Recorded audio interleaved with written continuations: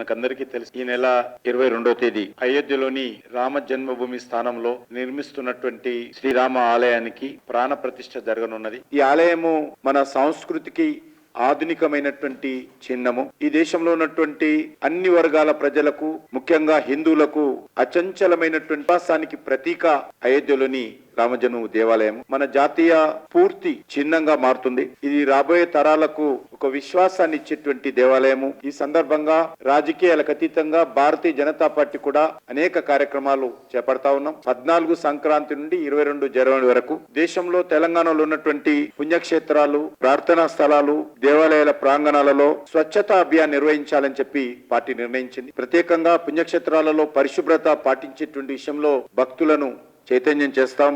అదేవిధంగా అక్కడ అన్ని రకాలుగా 22 వరకు సాధ్యమైనంత అన్ని దేవాలయాలలో మా పార్టీ కార్యకర్తలు, ప్రజలు, స్థానికంగా ఉన్నటువంటి భక్తులను కూడా మోటివేట్ చేస్తాము. 22వ తేదీ ఉదయం 10:30 గంటలకు అన్ని దేవాలయాల దగ్గర ఆయా దేవాలయ కమిటీల నేతృత్వంలో అయోధ్యలో జరిగేటువంటి కార్యక్రమాన్ని స్క్రీన్ ద్వారా అక్కడ ప్రదర్శించేటువంటి కార్యక్రమం, ఆ గ్రామం గాని, ఆ బస్తీ గాని, ఆ కాలనీ గాని ప్రజలందరూ కూడా సమిష్టిగా, సామూహికంగా అయోధ్యలో జరుగుతున్నటువంటి కార్యక్రమాన్ని తిలకించే విధంగా ఏర్పాటు చేయడము, అక్కడ ప్రాణ ప్రతిష్ఠ అయిన తర్వాత అన్ని దేవాలయాలలో దీపారాధన చేయడము, అక్కడ అన్ని రకాలుగా ప్రజలతోటి ప్రసాద వితరణ చేయడము, అదే రోజు సాయంకాలము ప్రతి హిందూ ఇంటి ముందు ముగ్గులతో అలంకారం చేయడము, అదే విధంగా ఆ రోజు పచ్చ తోరణాలతో అందరి ఇండ్లు అలంకరించుకోవడము, 500 సంవత్సరాలైంది కాబట్టి 5 రామజ్యోతులను మన ఇంట్లో వెలిగించుకోవడము, ఈ రకంగా ఈ కార్యక్రమాన్ని చేపట్టాలని చెప్పి అక్కడ ఉన్నటువంటి దేవాలయ నిర్మాణ కమిటీ ఇచ్చినటువంటి పిలుపు మేరకు భారతీయ జనతా పార్టీ కూడా స్పందించి పాల్గొంటుంది.